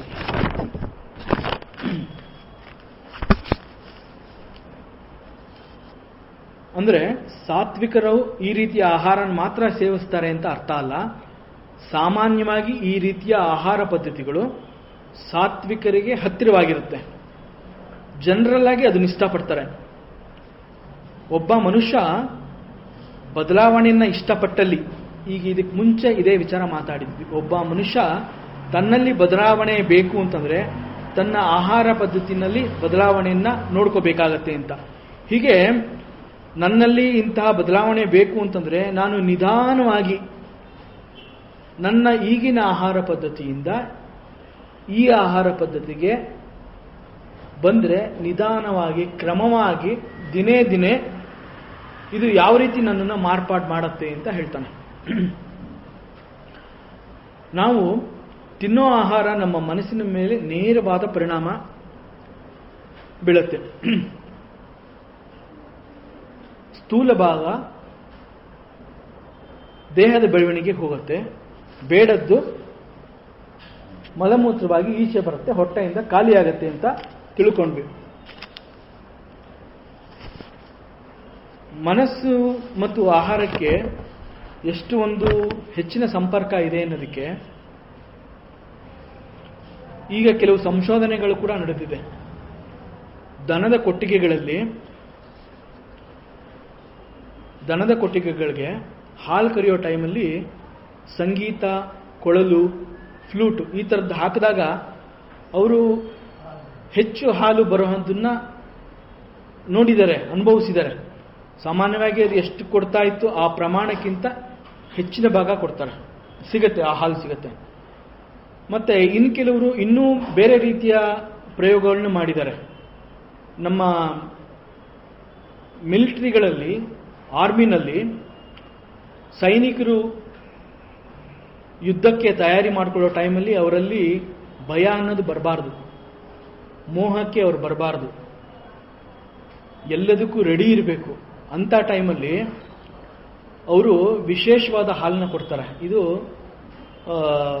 ಈ ಫುಡ್ ರಿಸರ್ಚ್ನವರು ರಿಸರ್ಚ್ ಮಾಡಿ ಇಂತಹ ಹಾಲನ್ನ ಅಲ್ಲಿಗೆ ಕಳಿಸಿದ್ದಾರೆ. ಅಂತಂದರೆ ಹಾಲು ತಗೊಳ್ಳೋ ಟೈಮಲ್ಲಿ ಹಸುವಿಗೆ ಕೋಪ ಬರೋ ಹಾಗೆ ಅದರ ಮುಂದೆ ಅದನ್ನು ಹೆದರಿಸಿ ಅಥವಾ ಬೆದರಿಸಿ ಅದಕ್ಕೆ ರೋಷ ಬರೋ ಹಾಗೆ ಮಾಡಿ ಹಾಲು ತಗೋತಾರೆ. ಆ ಹಾಲನ್ನ ಸೈನಿಕರಿಗೆ ಕೊಡ್ತಾರೆ. ಇದು ಕೂಡ ಕೆಲವು ಸಂಶೋಧನೆಗಳು ನಡೆದಿದೆ, ಈ ರೀತಿ ಆಗತ್ತೆ ಅಂತ. ಸೊ ಹೀಗಾಗಿ ಆಹಾರಕ್ಕೆ ಮನಸ್ಸಿಗೆ ಒಂದು ನೇರವಾದ ಸಂಪರ್ಕ ಇದೆ. ಸೊ ಈ ಥರ ಆಹಾರದಿಂದ ಆಯಸ್ಸು, ಬಲ, ಶಕ್ತಿ, ಆರೋಗ್ಯ ಹೆಚ್ಚಾಗಿ ಸಿಗತ್ತೆ. ಹೆಚ್ಚಿನ ಆಯಸ್ಸನ್ನ ಬಯಸಿದ್ರೆ ಸಾಲದು. ತುಂಬ ದಿನ ಬದುಕಿರಬೇಕು, ಆಯಸ್ಸು ಜಾಸ್ತಿ ಇರಬೇಕು ಅಂದರೆ ಸಾಲದು. ಅದು ಇಮ್ಮಿಡಿಯೇಟ್ ಆಕಾಂಕ್ಷೆ ಅಲ್ಲ. ಯಾಕೆ ಅಂತಂದರೆ ಆಯಸ್ಸನ್ನ ನಾವು ಹೆಚ್ಚು ಪಡಿಬೇಕು ಅಂತ ಆಸೆ ಪಡೋದು ಮುಖ್ಯ ಅಲ್ಲ. ಆ ಬದುಕಿರೋ ಅಷ್ಟು ದಿನದ ಆ ಆಯಸ್ಸು ನಾವು ಆರೋಗ್ಯವಾಗಿರಬೇಕು. ಆರೋಗ್ಯವಾಗಿದ್ದು ನಮ್ಮಿಂದ ಸಮಾಜಕ್ಕೆ ಒಂದು ಕೊಡುಗೆ ಕೊಡೋ ಹಂಗೆ ಬದುಕಬೇಕು. ನಾವು ಆ ರೀತಿ ಆಯಸ್ಸನ್ನ ಕೇಳ್ಕೋಬೇಕು. ಅಂತಹ ಆಯಸ್ಸು, ಆರೋಗ್ಯ, ಈ ರೀತಿ ಬೆಳವಣಿಗೆಗಳು ನಮ್ಮ ಸಾತ್ವಿಕದ ಆಹಾರ ಪದ್ಧತಿನಲ್ಲಿದೆ ಅಂತ ಹೇಳ್ತಾರೆ. ಅದು ಅಂತಹ ಆಯಸ್ಸನ್ನ ವೃದ್ಧಿ ಮಾಡುತ್ತೆ. ವಿವರ್ಧನ, ಅಂತಹ ಆಯಸ್ಸನ್ನ, ಅಂತಹ ಶಕ್ತಿನ, ಬಲ, ಆರೋಗ್ಯ ಇಂತಹದನ್ನ ವೃದ್ಧಿ ಮಾಡುತ್ತೆ. ಈ ಎಲ್ಲ ಸುಖ, ಸಂತೋಷ, ಪ್ರೀತಿ ಇವುಗಳಿಗೆ ಕಾರಣ ಆಗಬೇಕು. ಈ ಥರ ಆಹಾರಗಳು ಸುಖ, ಸಂತೋಷ, ನೆಮ್ಮದಿ ನಾವೇನಾದ್ರು ತಿಂದಾಗ ಅದು ನಮಗೆ ಮನಸ್ಸಿಗೆ ಅನ್ನೋ ಹಂಗಿರಬೇಕು, ಸಂತೋಷ ಕೊಡಬೇಕು, ಆನಂದವಾಗಿರಬೇಕು. ಊಟ ಮಾಡಿದ್ಮೇಲೆ ಬೇರೆ ಯೋಚನೆ ಬರಬಾರ್ದು, ಒಂದು ಕಡೆ ಆರಾಮಕ್ಕಿರಬೇಕು. ನಾವು ತಗೊಳ್ಳೋ ಆಹಾರದಲ್ಲಿ ಆ ಥರ ಸುಖ ಸಿಗಬೇಕು. ಅದನ್ನ ಸುಖ ಅಂತ ಹೇಳ್ತಾನೆ. ನಾವು ತಗೊಂಡ ಆಹಾರ ನಮ್ಮನ್ನ ಹೊರಗಡೆ ಪ್ರಪಂಚದ ಯಾವ ಅಟ್ರಾಕ್ಷನ್ ಒಳಗಾಗದೆ ಒಂದು ಕಡೆ ಕೂತ್ಕೊಂಡು ಜ್ಞಾಪಿಸ್ಕೋಬೇಕು ನಾವೇನು ತಿಂದಿದ್ದೀವಿ ಅಂತ. ಅದು ಆನಂದಮಯ ಆಹಾರ, ಅದು ಸಂತೋಷಮಯ ಆಹಾರ. ನಾವು ನಮ್ಮ ಎಲ್ಲ ದಿನನಿತ್ಯದ ಪ್ರಾರ್ಥನೆಯಲ್ಲಿ ಸರ್ವೇ ಜನ ಸುಖಿನೋ ಭವಂತು ಅಂತ ಹೇಳ್ತೀವಿ. ಅಂತಂದ್ರೆ ಎಲ್ರಿಗೂ ಒಳ್ಳೇದಾಗ್ಲಿ, ಎಲ್ರಿಗೂ ಒಳ್ಳೇದಾಗ್ಲಿ ಅಂತ ನಾವು ಪ್ರಾರ್ಥನೆ ಮಾಡ್ಬೇಕಾದ್ರೆ ನಾವು ಈ ರೀತಿಯ ಆಹಾರನ ಸೇವನೆ ಮಾಡಿರಬೇಕು. ಆವಾಗ ಈ ರೀತಿ ಪ್ರಾರ್ಥನೆ ಬರೋ ಹಾಗೆ ನಾವು ಬೆಳಿತೀವಿ. ಸುಖ ಸಂತೋಷ ಅಂತಂದ್ರೆ ಇಲ್ಲಿ ನಾವು ಈ ಶ್ಲೋಕದಲ್ಲಿ ಬಂತಲ್ಲ, ರಸ್ಯ, ಸ್ನಿಗ್ಧ, ಸ್ಥಿರ, ಹೃದಯ, ಇದು ಹೆಸರು ಕೇಳಿದ ತಕ್ಷಣ ನಮಗೆ ಇಂಥದ್ದು ಆಹಾರ ಬೇಕು ಅನ್ನೋ ಮಟ್ಟಿಗೆ ನಮಗೆ ಇದು ಕರ್ಕೊಂಡು ಹೋಗುತ್ತೆ. ಯಾವ ಥರ ಅದು ಆಹಾರ ಹಾಗಾರೆ? ರಸ್ಯ ಅಂತಂದ್ರೇನು, ಸ್ನಿಗ್ಧ ಅಂತಂದ್ರೇನು, ಸ್ಥಿರ ಅಂದ್ರೇನು, ಹೃದಯ ಅಂತಂದ್ರೇನು? ಇದೆಲ್ಲ ಸಾತ್ವಿಕ ಪ್ರಿಯ ಆಹಾರಗಳು ಅಂತಂದ್ರೆ ಈ ರಸ್ಯ ಅಂತಂದ್ರೇನು? ಇದನ್ನೆಲ್ಲ ಮುಂದಿನ ವಾರ ಚರ್ಚೆಗೆ ಇಟ್ಕೊಳ್ಳೋಣ. ಮುಂದಿನ ವಾರದಲ್ಲಿ ಇದೇ ಶ್ಲೋಕನ ಕಂಟಿನ್ಯೂ ಆಗಿ ಮುಂದುವರಿಯೋಣ.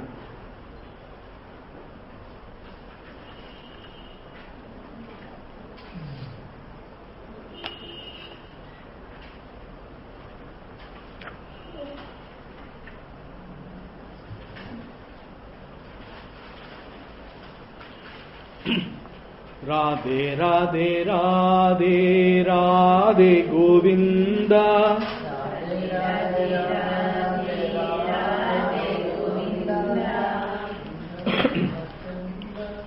ವೃಂದಾವನ ಚಂದ ವೃಂದಾವನ ಚಂದ,